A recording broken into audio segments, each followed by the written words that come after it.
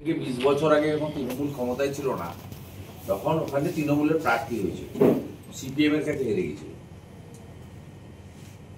তখন তৃণমূল ক্ষমতায় আসেনি সূর্যনগর এলাকাতে, এবং তিনি বলেছেন আমার পুরো পরিবার তৃণমূল কংগ্রেস করেন। এটা আমি তো আগের দিন গারুলিয়ায় নামাপাড়ায় আমার ভিডিওটা দেখাবেন, পরের দিন ওর বাবার ভিডিও দেখাবেন, তাহলে কে সত্য কথা বলছে প্রমাণ হয়ে যাবে। নতুন করে বলার কি আছে? আমি তো পরিষ্কার বলেছি, দেবাশিস দাস বলে একজন বাপি হালদার ভাইপোর যে টেনিয়া এমপি আছে, ছাপ্পা মেরে জিতেছে, তার একটা লোক আছে দেবাশিস দাস। প্রথমে এরা আন্দোলনের মধ্যে ঢুকে যায়, হিন্দু তৃণমূলের লোকরা, যোগেন মন্ডল ভাজন ঢুকে আন্দোলনটা যাতে কোনোভাবে ভারতীয় জনতা পার্টির নেতৃত্বর হাতে না যায় সে ব্যবস্থা করে, যে আমরা সব হিন্দু মিলে লড়াইটা করব।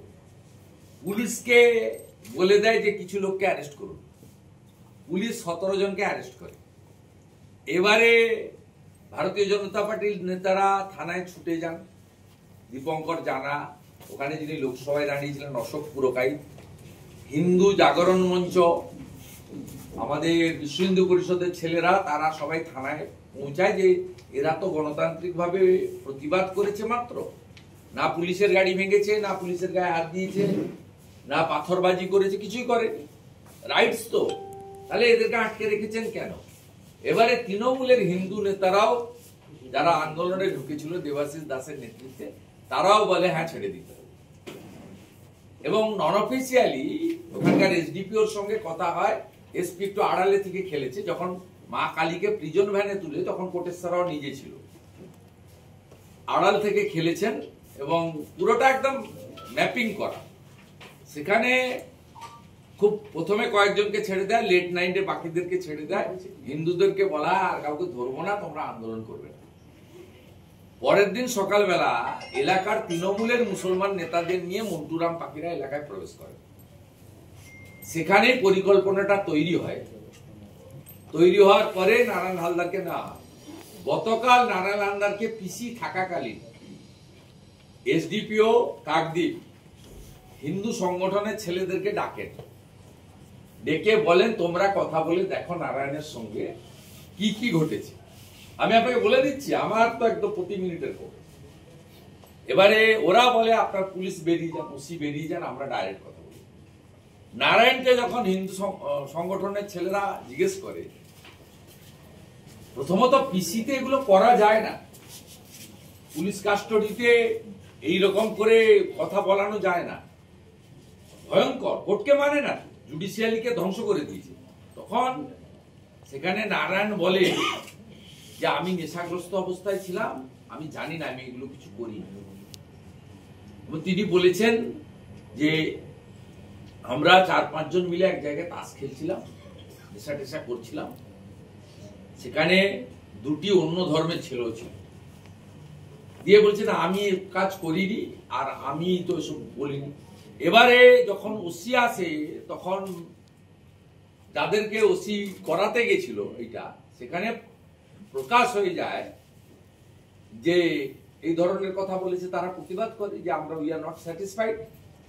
তখন ওসি বলে আমাদের কাছে একরকম বলছে, আপনাদের কাছে। এই তো ঘটনা।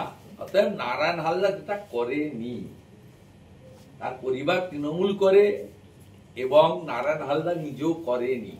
আমি তো ওপেন চ্যালেঞ্জ দিচ্ছি যে এটা রাজ্য সরকার চাইলে ইন্ডিপেন্ডেন্ট এজেন্সিকে হ্যান্ড ওভার করতে পারে, নইলে কোর্টে যেতে হয়।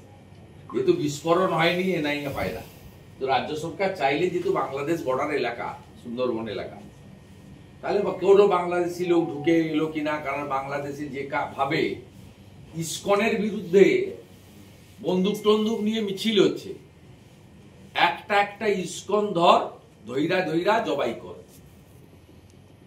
মিছিল হচ্ছে। রাধা রমনের কাছে আপনারা যাচ্ছেন না কেন? মমতা ব্যানার্জির অত্যন্ত প্রিয় ভাজন, দীঘা কালচারাল সেন্টারের ট্রাস্টি রাধা রমন বাবুকে এবারে বলতে হবে বাংলাদেশে যেটা হচ্ছে, অর্থাৎ এনআইএ ট্রান্সফার করে দিন না। এনআইএ ট্রান্সফার করলে বলে দিবে বিদেশি যোগ আছে কিনা, অন্য ধর্মের যোগ আছে কিনা, তাহলে আমরা ক্ষমা চেয়ে নিব, বলবো আমরা ভুল তথ্য, আমরা তো আই উইটনেস নয়, কানে শুনেছি, টেলিফোনে শুনেছি, ভিডিওতে দেখেছি। অন্যকে বলবে জানি না, আমি বলে দেবো যে ভুল তথ্যের ভিত্তিতে বলেছিলাম, আমি আমার মন্তব্য বা তথ্য প্রত্যাহার করলাম, সরি। দেন নাই নাই, দম থাকে দেন না, পারবেন না দিতে। দাদা একটা প্রশ্ন করছি, থানার আইসি সুজান হালদার এবার কালীপুজোয় থানার মধ্যে ডিজে বাজিয়ে উদ্দাম নাচের জন্য কোথায়?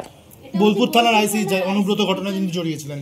শুধু তাই নয়, আমি দেখুন, আমি মাতৃশক্তি দিদি বোনেদের প্রতি সম্মান রেখেও বলছি, ওইভাবে অন ক্যামেরা একটি মহিলা পুলিশ কনস্টেবলকে, এটা ঠিক হয়। আমি আর বলছি না, আপনাদের কাছে ছবিতে এসেছি, আমি ওয়ার্ডটা ইউজ করছি না। ওইভাবে কিছু তৃণমূল সংখ্যালঘু সেলের নেতার ছেলে আই রেজ মাই ভয়েস। আমি 4 দিন আগে আমি পোস্ট করার পরে সম্ভবত 350 কোটি টাকা লুট করেছে সাধারণ মুসলমানদের কাছ থেকে।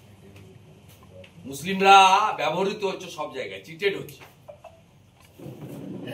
সবচেয়ে চিট ফান্ডে বেশি সাফার আর গরিব মানুষ এবং মুসলিম সম্প্রদায়ের বড় মানুষ। এই 350 কোটি টাকা যে চিট হয়েছে, যারা চিটেড তার শতকরা 90% হচ্ছে মুসলমান।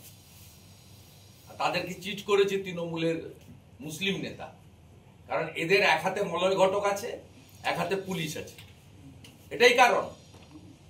এবং আমি মনে করি সেবি যে কোম্পানির নামে টাকা তুলেছে, অ্যাকশন নেওয়া উচিত, এবং পুলিশ ওকে কাস্টডিতে নিয়েছে মলয় ঘটকের বুদ্ধিতে, যাতে ওখানে ইডি বা সেবি না ঢুকতে পারে কোম্পানি অ্যাক্টে। তাহলে মলয় ঘটকের সঙ্গে ওর বাবার এবং ওর যে ইলিগাল নেক্সাস এক্সপোজ হয়ে যাবে। আর আমি ধর্ম দেখে, ভোট ব্যাংক দেখে করি যে 3000 লোক চিটেড হয়েছে, তার মধ্যে 2800 জন হচ্ছে মুসলমান। আমি সেই ক্ষতিগ্রস্ত মুসলমানদের জন্য আওয়াজ তুলেছি। তাদের ক্ষতিটা করেছে তৃণমূল। এই তৃণমূলের শাহজাহান, জাহাঙ্গীর, শকত, এই যে চিটিংবাজ, চোর, ডাকাতদের এই যে পুরো মডেল পশ্চিমবাংলার মুসলিম সমাজকে ধ্বংস করছে, মানে ক্ষতিগ্রস্ত করছে। আর তারাও ধর্মের ভিত্তিতে ভোট দিয়ে এই ধরনের একটা ভ্রষ্টাচারী সরকারকে কন্টিনিউ করতে সাহায্য করছে। গতকাল মুখ্যমন্ত্রী যখন ফোন করেছিলেন ওই স্বাস্থ্য বৈঠকে, তখন তিনি পুলিশ আর স্বাস্থ্য এই দুটো বিভাগে যত গোলমাল কেন এটা সূত্রের খবর। আপনি শুনেছেন? এটা সূত্রের খবর। হ্যাঁ, সূত্রের খবর আমি বলবো না।